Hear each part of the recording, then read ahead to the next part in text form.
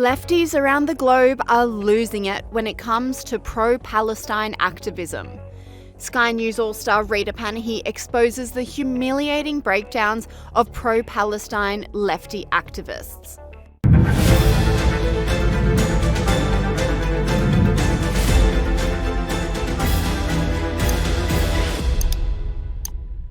Sky News host Rita Panahi exposed the bias of the police force in London after they sided with a pro-Palestine protester and reprimanded a conservative internet personality. Now here's footage of a Palestinian protester approaching Billboard Chris. We've spoken to him on this program. He does great work. She waves her flag stick right in his face. It's tantamount to assault. But see what happens with the London constabulary here. The police blame the victim and accuse him of breaching the peace. Why are you here? I'm here to have conversations. Don't put that in my face. Why are you here? Don't put that in my face. Why are you here? I'm here to have conversations. Why are you being offensive minutes ago? Do you want to move over there? Yeah, sure. For your own I'm safety. just standing here. For your own safety. Come on. Come on. I'm allowed to stand here. Yeah, I'm going to ask you to move away for your own safety. Because they're obviously quite aggravated with you, aren't they? Okay, so now I'm standing here. So now where do you want me to go? Back over a bit further and I'll have a chat with you. Like onto the street? Yeah, just go over onto that island there and I'll have a chat with you. Okay. So you're telling me I'm not allowed to stand on this public street I'm telling you at the moment, I'm moving you over there to prevent the breach of the peace. Come on, come over there and let's have a chat. So wait a minute. People coming and getting in my face means I'm breaching the peace? You're causing them to do that, aren't you? So how am I doing that? Move over and I'll have a chat with you over here. How am I causing them to do that? Well, I don't know what you're doing, but you were getting extremely hostile. They're getting hostile with me. I've got it all on video. Okay, that's fine. And you've got me on video. Yeah. All right, so this is for your safety, because when I walked past, there was a large group of people who were very angry with you. Blaming the victim, we see this again and again in the UK. Their policing is utterly rotten, it's broken, and Sophie, what's even more disturbing is they've got to this state under more than 10 years of Tory rule. Imagine if Labor were in, which looks like they're going to be in any time, what the state of policing is going to look like in a decade. It's pretty concerning, Rita, to watch that footage. And it's not isolated. There is incidents we highlight. This is a regular occurrence, and I suspect if Keir Starmer is PM, we'll see more of this. Pro-Palestine protesters also lost it outside of McDonald's in London, chanting "Shame on you" to patrons leaving the restaurant. Now let's go back to those anti-Israel protesters. Some of them have turned their hate on McDonald's patrons, and watch them abuse those leaving a restaurant, including a young child being carried by his father.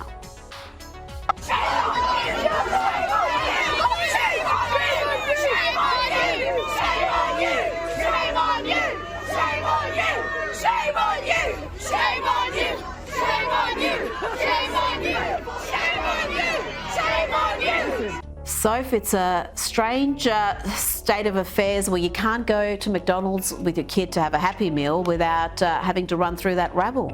That's right, Rita. If you're just going for a cheeseburger or a Big Mac with your family, you should be able to do it in peace and harmony. It's really concerning that we see that, and we're seeing more of this around the world. I mean, how low is society got that we're getting to this point? Well, I think it's got to do a little bit with the previous clip we showed of what was happening in London with the police blaming the victims. The bullies are being emboldened, and this is what you get. And in Washington, D.C., a lefty man in a dress lost it at a pro-Palestine march. Let's start Lefties losing it in lefty heartland of DC. And here we're going to see a man in a dress chanting for Palestine. Free, free Palestine! Free, free Palestine! Free, free Palestine! Free, free Palestine! Free, free Palestine! Now, I do not have to tell our learned viewers what would happen to that man, or any man in a dress, if he walked down any street in Gaza. It would not end well. And Prue, what these people don't seem to understand that the only place in the Middle East where alternative lifestyles are protected, where these people have some rights, is Israel. And yet they are so against the only Jewish state and the only place where they would be safe in the Middle East. Yeah, it's astounding. You know, you look, we don't think they have much intellect. We've never thought that about these people, but they've clearly been brainwashed, or maybe this is the fault of an education system, that they don't understand history. They're not aware of what's going on in the world. They're happy to latch on to any bandwagon that they think, you know, poor things might need their support up. It's making them feel good about themselves because they have no intellectual identity, self-awareness. It's really tragic, but they're so dangerous.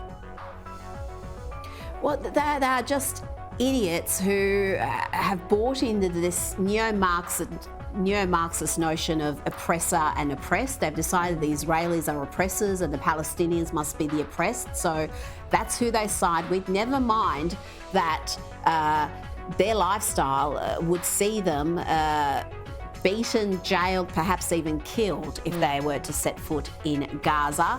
Democrats are some of the biggest lefties who are losing it over the Israel-Palestine conflict.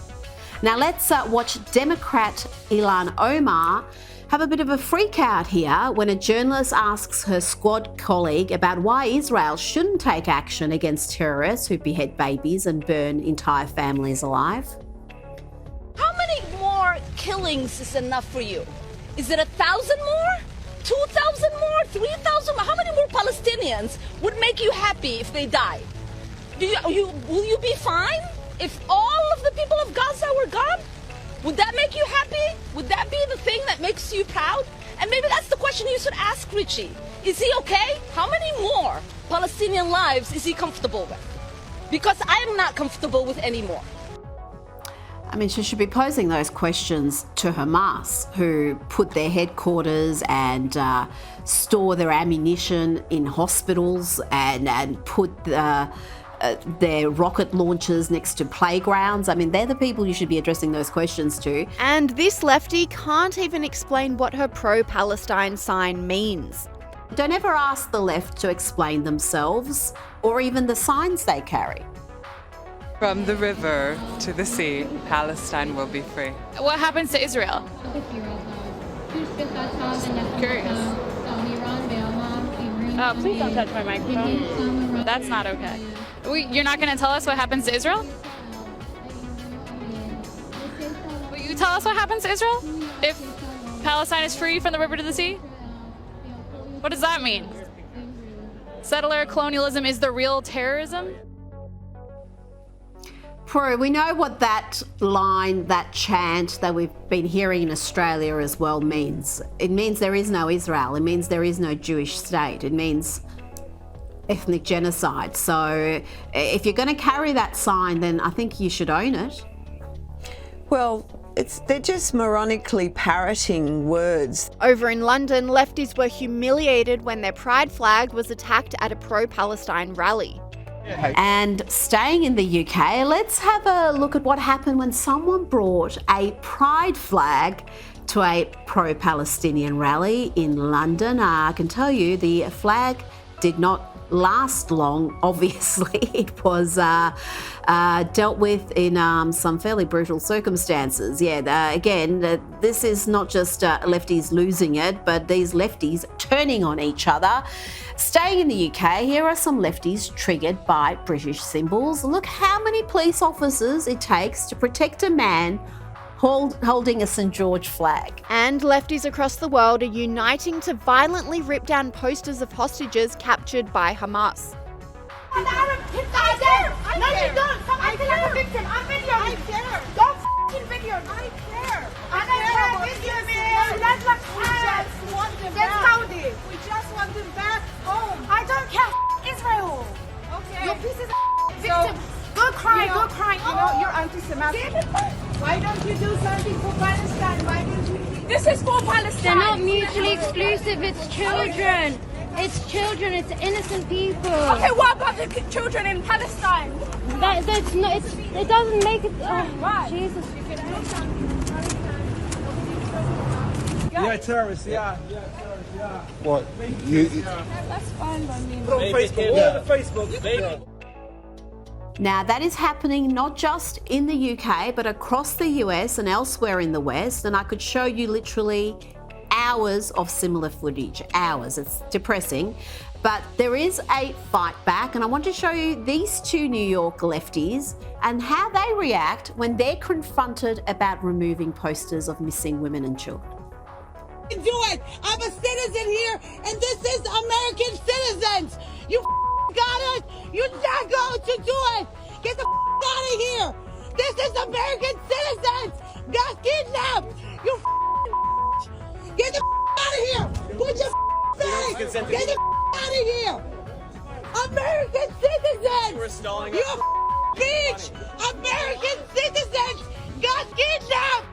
That was in Brooklyn. You get the feeling that couple aren't used to being challenged. And lefties lost it when an anti-Hamas billboard was erected, calling police and demanding for it to be taken down.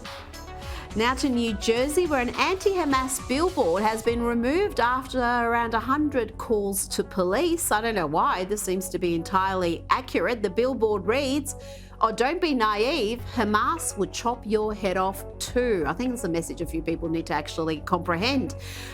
Prue, not sure why police were being called here, and I would say that is a harsh, but a statement of fact, a harsh statement of fact. It is, but the problem is that the police forces around the world are politicised now, and they're also worried about being litigated against and hauled over the coals. It's all about PC now, and it seems that the most vocal minorities are the ones that are going to be accommodated. It's all, you know, when you look at all those previous losing it clips, you can see that it's a result of indiscriminate immigration policies where people are allowed to come to countries and they will not adopt the practices and the culture and the privilege of being a citizen of that new country. And, you know, they're never going to assimilate. They're never going to accept that what may be a Christian values community is acceptable to their standards. And this is why we are having all these confrontations and unrest. It's concerning, really concerning, and I don't know how we're going to ever solve the problem. And here in Australia, pro-Palestine activists couldn't help but include their Indigenous agenda in their protesting. Now to Sydney, where pro-Palestinian supporters were eager to link their cause to the Indigenous cause in Australia. These protests have included welcome or acknowledgement of countries. They've had Aboriginal flags, and speakers have spoken about the evils of colonialism.